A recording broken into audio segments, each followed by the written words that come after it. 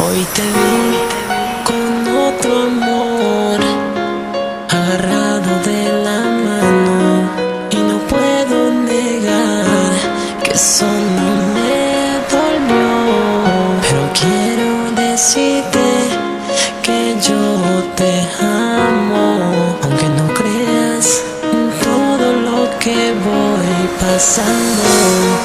Es una situación muy triste para mi corazón.